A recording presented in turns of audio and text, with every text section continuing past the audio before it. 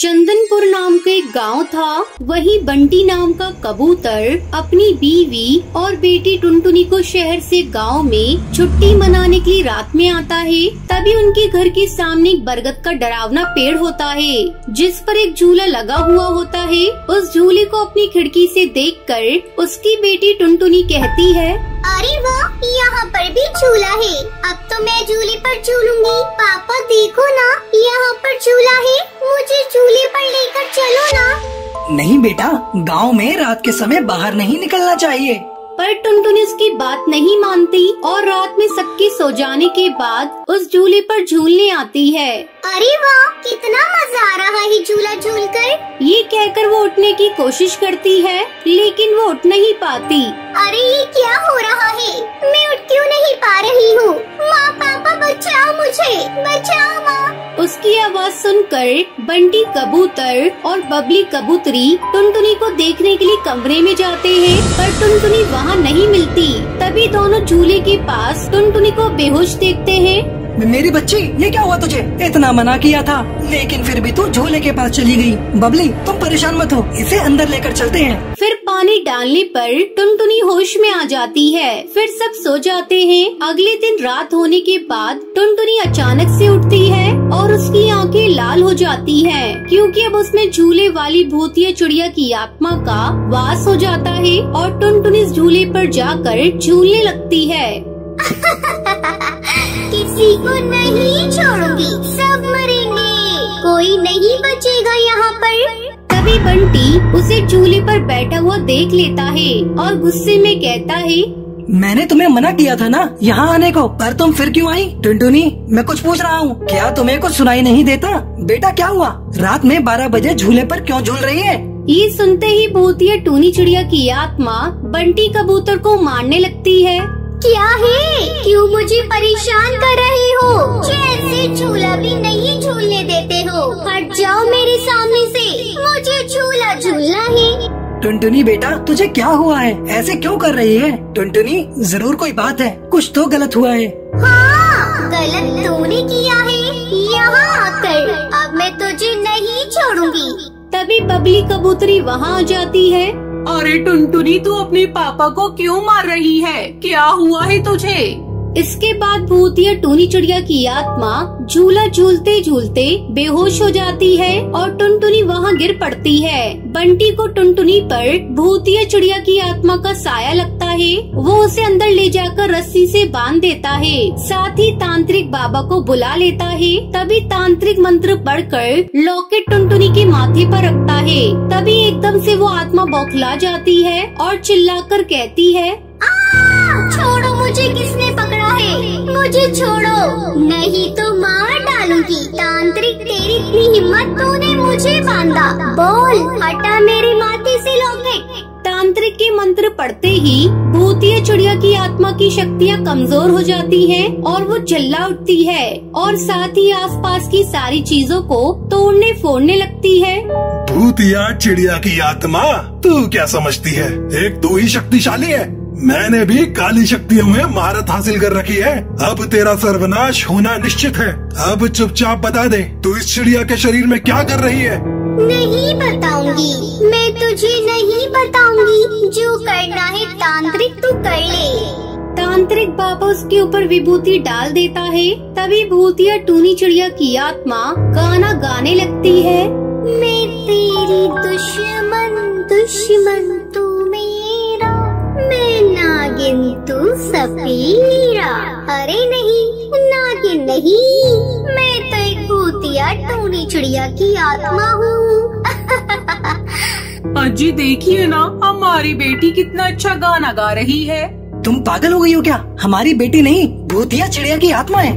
भूतिया चिड़िया की आत्मा, बता दे तू कहाँ से और क्यों आई है? मेरा नाम टूनी था। मैं इसी गांव में रहती थी और मुझे झूला झूलने का बहुत शौक था। एक दिन मैं इसी पेड़ पर अपने झूले से झूल रही थी। तभी मेरी सहेली ने आकर मुझसे कहा, ए टूनी, जरा मुझे भी झूलने देना, मुझे भी बैठना है। कितनी देर हो गई है तुझे? थोड़ी देर रुक जा, पहले तू मुझे झूला झुला दे। अब तू देख, तुझे कितनी तेज का धक्का धक्का देकर जाती हूँ। ऐसा झूलेगी कि जिंदगी भर नहीं भूल पाएगी। सुंदरी कौवी ऐसा बोलकर अपनी सहेली टूनी चिड़िया को जोर से धक्का देकर झुलाने लगती है। तभी वो बरगद के पेड़ की जड़ को टूनी चिड़िया के गले में फेंक देती है, जिससे उसका गला दबकर मौत हो जाती है। जब से मैं भूतिया चिड़िया की आत्मा बन गई और मरने के बाद भी इस झूले पर किसी को नहीं झूलने देती, और फिर मैंने अपनी सहेली सुंदरी को भी मार डाला। टुनटुनी झूले पर झूलने आई तो मैंने उसके शरीर में ही कब्जा कर लिया। बस बहुत हुआ, तेरे अब जाने का समय आ गया है। तांत्रिक बाबा इतना कहते ही भूतिया टूनी चिड़िया की आत्मा पर गंगा जल छिड़क देता है, जिसके बाद उसकी आत्मा टुनटुनी के शरीर से बाहर निकल जाती है। रामपुर चलोगी क्या और कितने पैसे लोगी? देखिए साहब, वैसे तो 20 रुपए भाड़ा है, लेकिन रात का समय हो रहा है और ऊपर से मौसम भी खराब है, तो मैं आपसे 40 रुपए लूंगी। ठीक है, ले लेना, लेकिन तुम मुझे जल्दी से वहाँ पहुँचा दो। जिसके बाद बंटी ई रिक्शा में बैठ जाता है और भूतिया टूनी चिड़िया की आत्मा सुनसान जंगल पर अपना रिक्शा चलाते हुए आगे बढ़ने लगती है। तभी हवा के झोंके से ई रिक्शा के शीशे पर लाल कपड़ा उड़ जाता है और उसी वक्त शीशे पर बंटी की नजर पड़ती है और शीशे में उसे भूतिया चिड़िया की आत्मा का चेहरा दिखता है। उसे देखकर बंटी बहुत ज्यादा डर जाता है और हिम्मत करके बोलता है, तुम ये ई रिक्शा यहीं रोक दो, मुझे यहीं उतरना है। बंटी के इतना बोलते ही भूतिया टूनी चिड़िया की आत्मा अपने असली रूप में आ जाती है। अभी ये रिक्शा नहीं रुकेगा जब तक मैं नहीं चाहूँगी। ये कहकर भूतिया टूनी चिड़िया की आत्मा बंटी कबूतर को मार देती है। मेरे हाथों से कोई भी जिंदा नहीं बचेगा, मैं सभी पक्षियों को मार डालूंगी। अब ऐसे ही भूतिया टूनी चिड़िया की आत्मा अपने रिक्शे में बैठने वाली सवारियों को मारने लगती है। ऐसे ही कुछ दिन बीत जाते हैं और फिर एक रात दो दोस्त टुनटुनी और टुन्नू कार से घर जा रहे थे। तभी अचानक उनकी कार खराब हो जाती है, जिसके बाद वो सभी कार से उतरकर जंगल के किनारे खड़े होकर दूसरी गाड़ी के आने का इंतजार करने लगते हैं।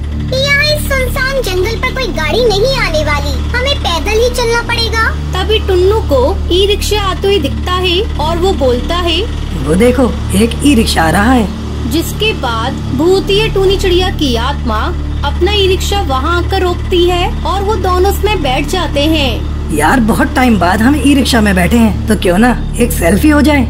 गुड आइडिया टुन्नू, चलो सेल्फी लेते हैं। जिसके बाद टुन्नू अपना फोन निकाल कर कैमरा ऑन करता है, लेकिन गलती से उसका बैक कैमरा ऑन हो जाता है।